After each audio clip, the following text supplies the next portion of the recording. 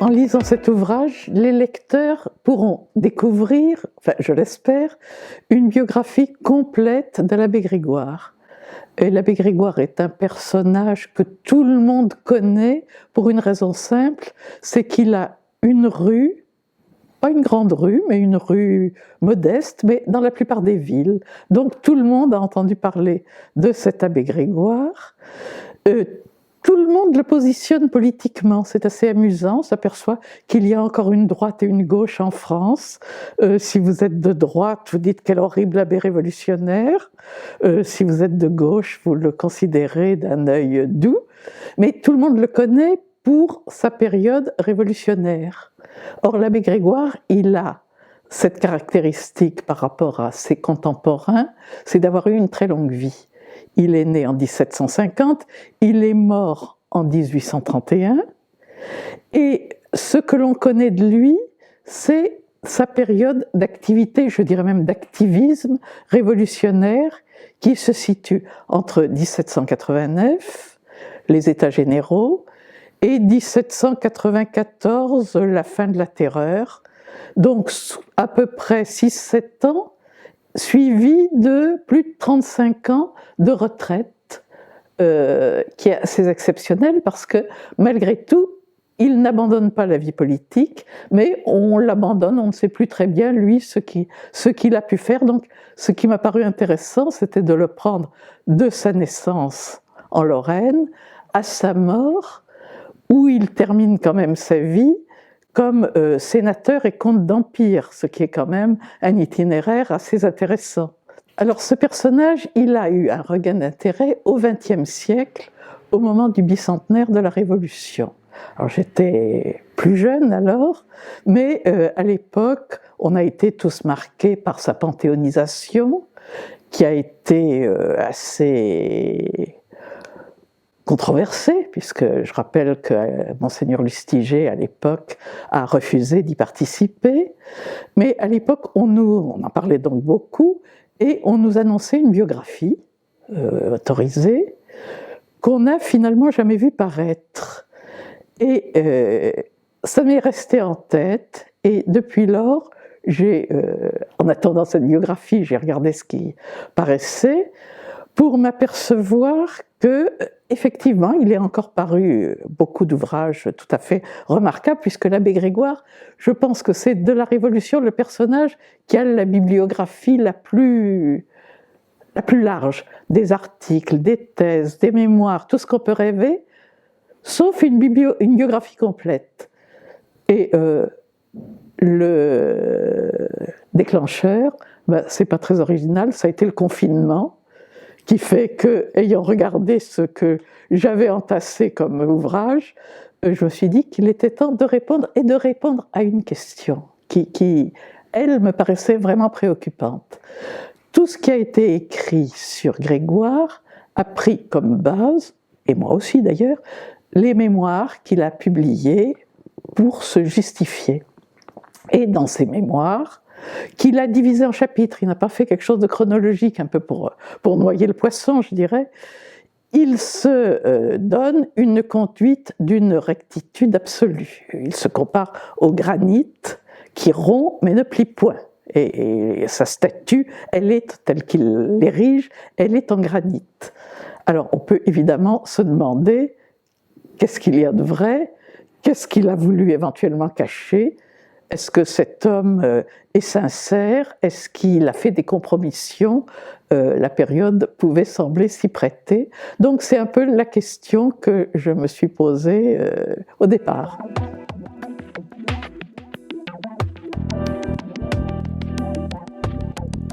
Les sources sont innombrables s'agissant de Grégoire. D'abord, il y a donc ces fameux mémoires. Il y a ses œuvres, parce que Grégoire est un polygraphe extraordinaire. Dès qu'il s'empare d'un sujet, il pond un ouvrage dessus. C'est pas un styliste, mais c'est un polygraphe. Ses œuvres complètes qui ont été rééditées sous la direction d'Albert Soboul au moment du fameux bicentenaire, c'est pas moins de 14 volumes. Donc déjà, il y a sa correspondance, qui est connu, mais qui est en cours d'édition actuellement avec les travaux très remarquables de Jean Dubray. Et ces mémoires, on a les archives parlementaires, les archives publiques, donc ce ne sont pas les documents qui manquent. Il faut essayer de leur donner une cohérence, et une cohérence au fil d'une biographie dans laquelle il s'agit de donner une ligne directrice qui apparaît assez rapidement d'ailleurs, eu égard à ce qu'on a dit de la chronologie.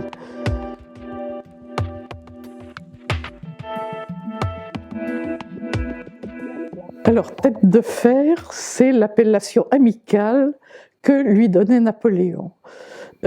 C'est intéressant parce que ses relations avec Napoléon sont tout à fait significatives de ce qu'était Grégoire et de l'image qu'il produisait. L'avènement du consulat, a fortiori de l'Empire, c'est pour Grégoire une sorte d'horreur politique. C'est la fin de la Révolution, c'est le retour à une sorte de ce régime horrible qu'est la monarchie, et Grégoire sera toujours un opposant à Napoléon.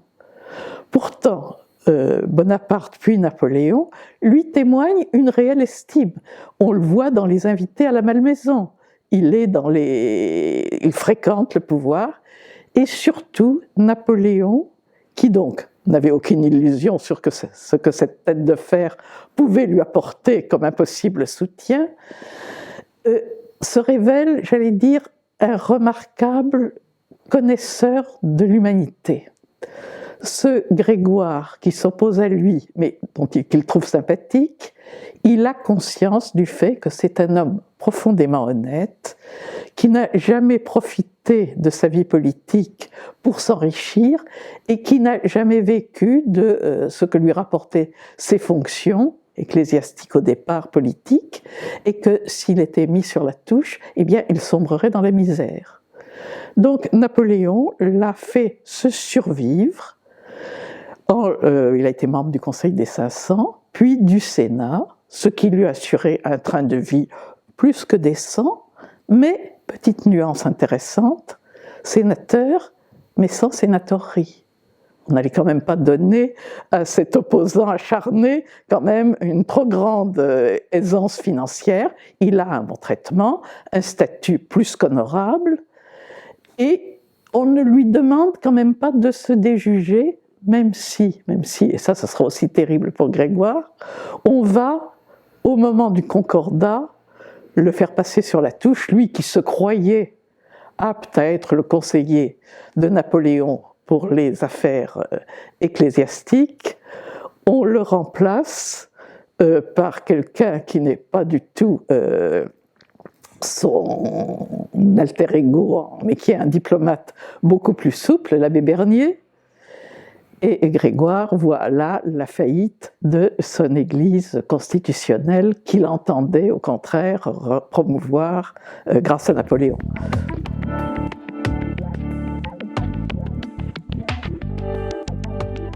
Tout s'ancre dans son origine. Grégoire est un Lorrain, un homme des frontières, un homme d'une région tardivement rattachée au royaume, qui n'a sans doute pas développé au même point que d'autres provinces cet attachement mystique à la royauté, qui est ouverte à des influences multiples, qui a un clergé particulièrement, je dirais, éclairé, instruit, ouvert.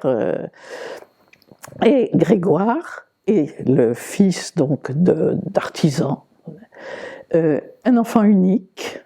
Alors, ça m'avait intéressé au départ, on dirait un enfant unique dans ces classes sociales, c'est assez étonnant, mais rendons hommage aux généalogistes lorrains qui se sont intéressés à sa famille, et on a appris qu'il avait eu 2 frères qui n'ont pas vécu. Donc, l'explication ne tient pas d'une famille qui aurait voulu promouvoir l'enfant unique, mais cet enfant se révèle sans doute particulièrement doué. Il passe par les mains du curé de son village natal, de Véaux, d'une abbaye voisine, et il se retrouve donc une instruction qui passe par les mains de l'Église. il passe par le séminaire, Metz, Nancy, il est vicaire pendant quelque temps, et puis il se retrouve curé de la paroisse d'Amberménil, qui lui doit sa gloire historique, et il se révèle là un curé, je dirais bien dans sa peau, un curé heureux, et il nous le dira, il répétera toujours, et ça je pense qu'on peut lui en faire crédit, ça a été la période la plus heureuse de ma vie. Donc il gère sa paroisse, il crée une bibliothèque pour ses paroissiens, il est en bonhomme des Lumières, il les initie aux pratiques agronomiques, et également, tout de suite, il se révèle très ouvert, il noue des relations à l'extérieur de sa paroisse. Il se fait connaître, il est un des curés en vue, et il se fait connaître notamment par sa participation au concours de l'Académie de Metz sur le statut des Juifs, ce qui lui permet, en 1789, d'être relativement connu à échelle de sa province. Alors, il est connu, il s'intéresse à la rédaction des cahiers de doléances, il s'y intéresse activement, mais ce n'est pas lui qui était prévu pour aller représenter la province aux États généraux.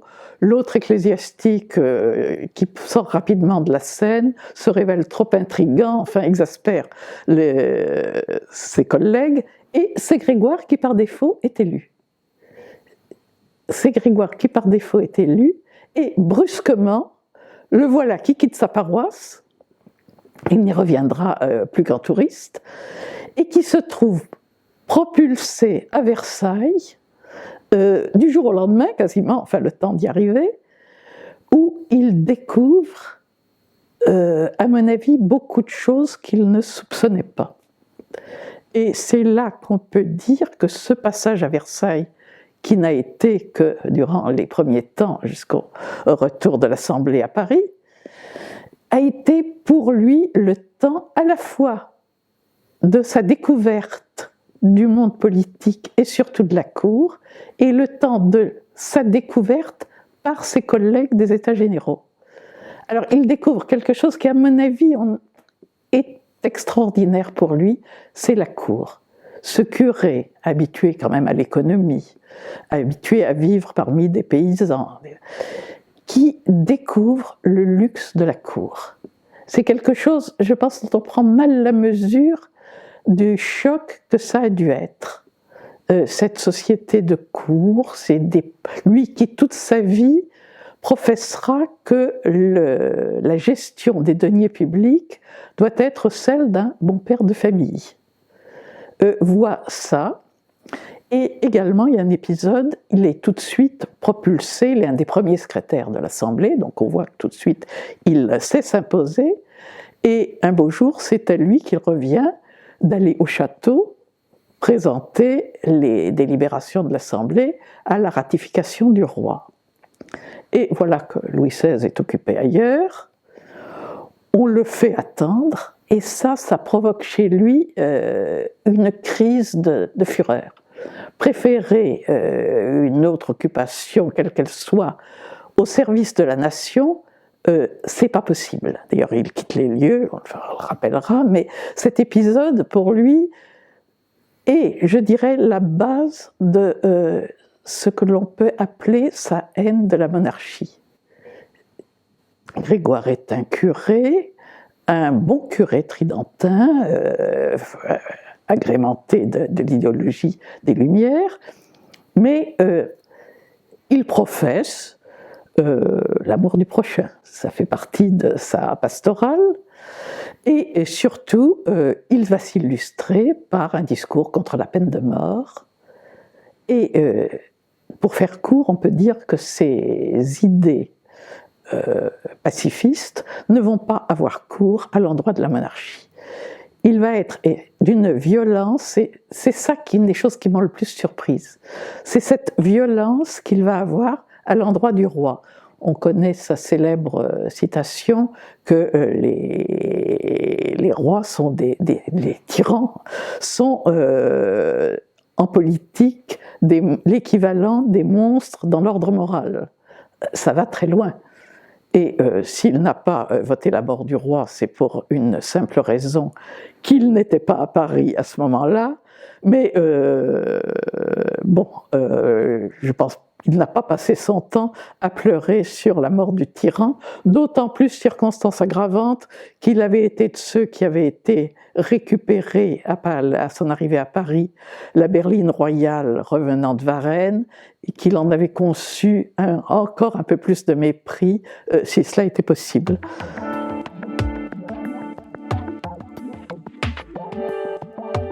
Alors, sa haine de la monarchie, c'est le cas le plus viscéral.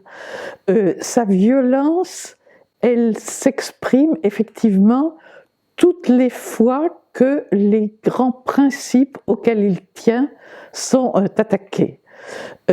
Alors, il a quand même découvert aussi quelque chose en arrivant à Versailles aussi. Il a découvert que pour aboutir à ses fins, il ne suffisait pas de faire des discours enflammés et violents, il fallait aussi savoir composer, savoir manœuvrer.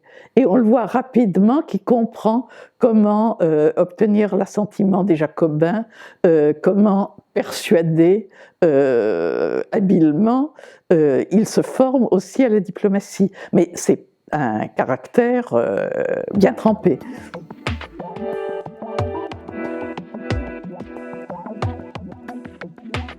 Alors sa logique, c'est elle qui explique, à mon avis, tout le personnage et qui explique à la fois sa grandeur et son échec. C'est, on l'a dit, un ecclésiastique, il le sera jusqu'à la fin de sa vie, un ecclésiastique convaincu, un pasteur, qui entend promouvoir l'idéal évangélique, qui pour lui est premier. Et il a découvert l'idéal républicain, et dans sa tête, les deux choses se sont superposées. Pour lui, promouvoir la République, c'est promouvoir l'Évangile. C'est, j'allais dire, l'amour du prochain mis en œuvre.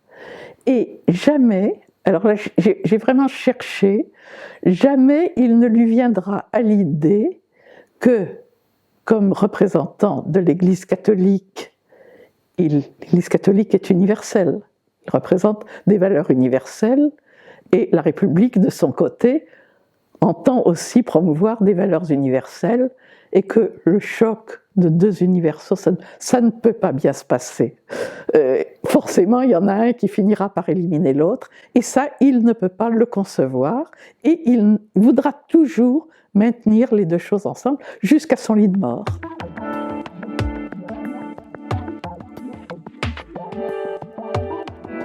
Il a siégé à la Convention pendant la Terreur sur les bancs de la montagne. Il ne développe aucune relation inamicale avec Robespierre, bien au contraire. Alors, il a siégé, je pense que l'on peut estimer qu'au quotidien, il avait l'habit noir des députés, mais que dans les grandes occasions, il a, je dirais, tenu à honneur de paraître en costume ecclésiastique. Et à l'époque, il est devenu évêque. Il n'est plus simple curé, il a été élu évêque de Blois. C'est donc en costume épiscopal qu'il a le courage, parce que c'est un réel courage, de paraître à l'Assemblée dans ses jours troublés. Mais dans ses mémoires, il a même un certain humour, parce qu'on disait qu'il n'était pas à Paris au moment du procès du roi, il était représentant en mission en Savoie et à Nice. Et il nous raconte que dans l'arrière-pays niçois, il part, donc à cheval, passer en revue l'armée des Alpes, et il nous dit qu'on pouvait effectivement sourire en pensant à cet évêque. Donc il était en costume d'évêque pour passer les troupes à cheval.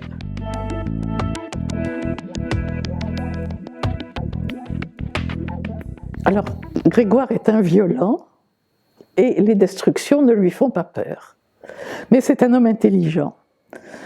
Il va, alors on reviendra peut-être parce que ces destructions se passent sous la Terreur et encore après, un moment qui pour lui est difficile.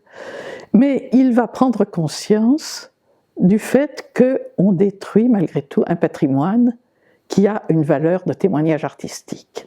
Et ça, il ne peut pas l'admettre, donc il va tout de suite avoir une position en retrait, et il va inventer la notion de vandalisme.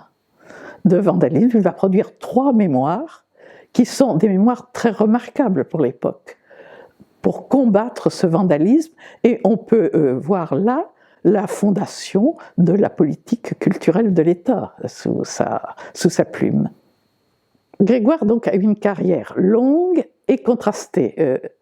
Avant d'aborder ces combats, je crois qu'il faut dire qu'il y a donc eu les enfances, comme aurait dit Lorraine, la période d'activisme qui va donc de la réunion des États généraux au lendemain de la terreur, terreur qu'il a passée, il a été quand même parmi ceux qui ont eu quelques ennuis, mais ça ne s'est pas manifesté. Il a eu le courage de refuser publiquement de se déprétriser, ce qui est un vrai courage. Mais malgré tout, il est réaliste. On le voit à partir de cette époque, qui se met de plus en plus en retrait. C'est pas qu'il cesse de travailler. Ça, c'est un travailleur, il travaillera jusqu'à la fin de sa vie.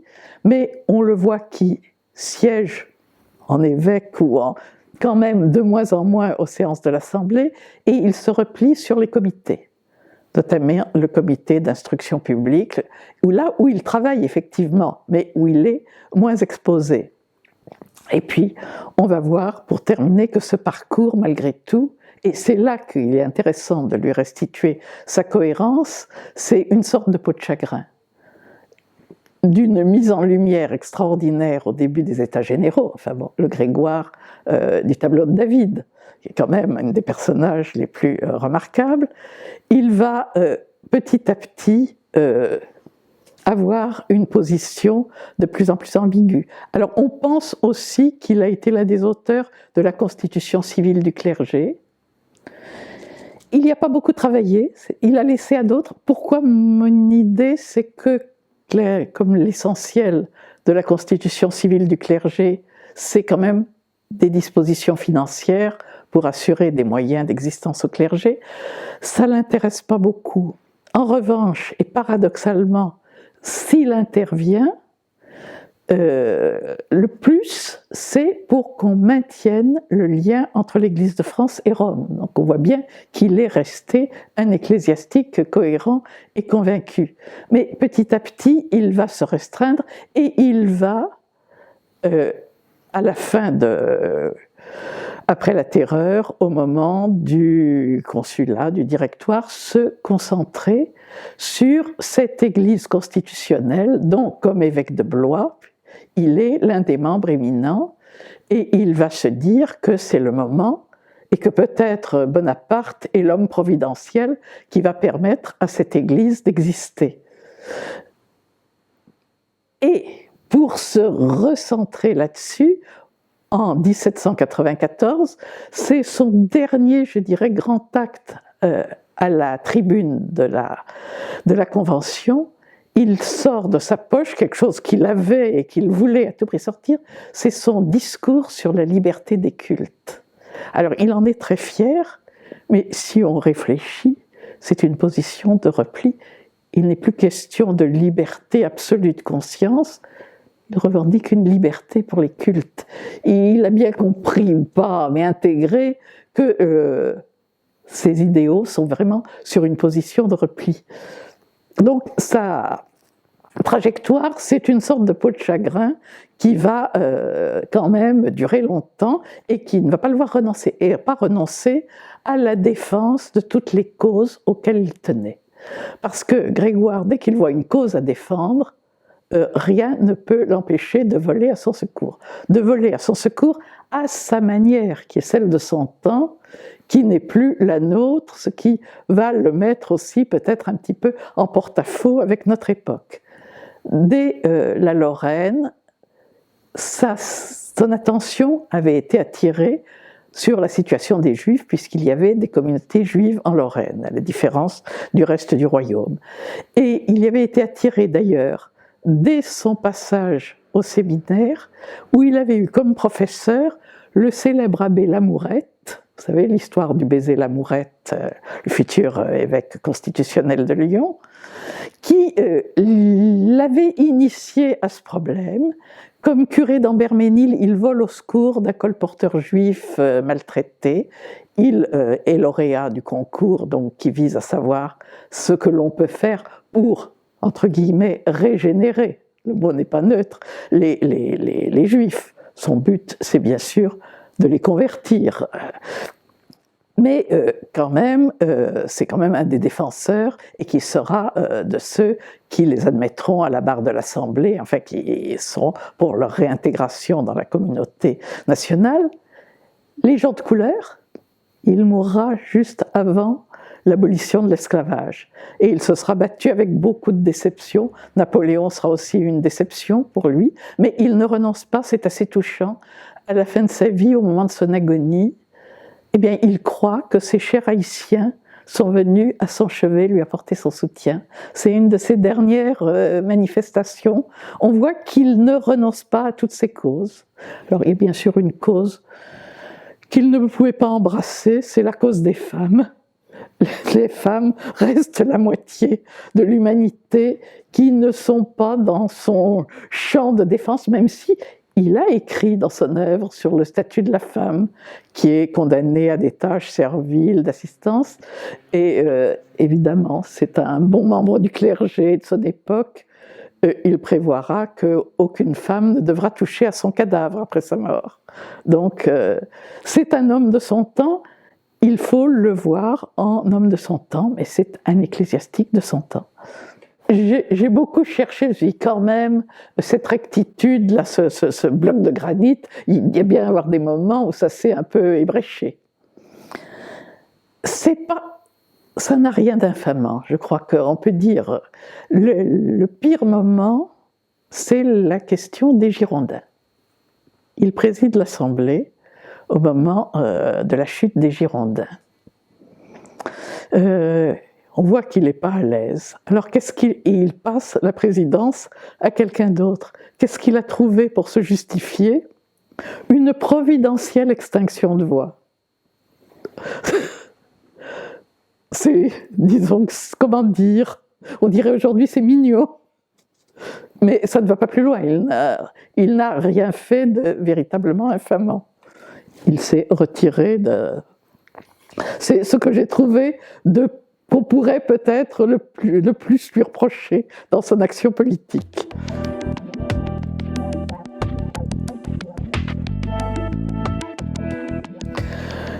Alors, pour laisser croire, je dis, il a fragmenté ses mémoires déjà, qu'on ne puisse pas avoir une lecture rectiligne. Il a aussi été très dur pour ses collègues députés. Mais, comment dire, il n'a pas travesti la réalité. Soit il n'en parle pas, mais quand il s'exprime, il y a malgré tout, c'est quelqu'un dont Napoléon avait jugé, d'ailleurs, vous voyez, ce caractère estimable, il ne s'est jamais dédit. Quand il dit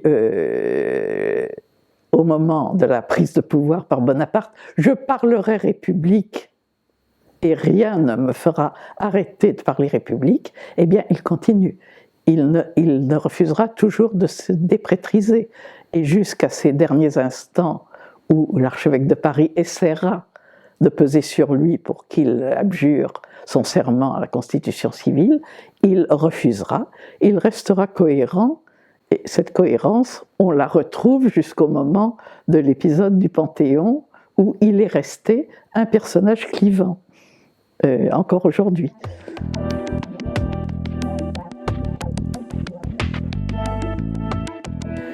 Ce regain d'intérêt, je pense, c'est dû à nos préoccupations actuelles. On le retrouve dans toutes les causes, l'esclavage, la colonisation, les minorités. On le retrouve, et là encore, il est clivant, parce que si on l'explique, si on veut l'expliquer à l'aune de nos perceptions d'aujourd'hui, évidemment, ce n'est plus du tout ça. régénérer les Juifs, ça peut même aider à le condamner. Mais on ne peut pas l'exonérer d'une sincérité et d'un caractère absolument quand même novateur pour son temps. Et il fait partie, on le voit à sa mort, ses obsèques sont l'occasion d'un renouveau politique, comme c'était le cas de beaucoup d'obsèques à l'époque. Ces obsèques au Père-Lachaise sont l'objet de manifestations politiques qui, j'allais dire, le remettent en lumière, et il va persister quand même jusqu'à nos jours dans la mémoire populaire comme dire, un révolutionnaire convaincu, mais effectivement, il n'a pas triomphé, mais il nous laisse 14 volumes à lire, une correspondance pléthorique et, j'allais dire, une image d'un homme qui ne s'est jamais démenti.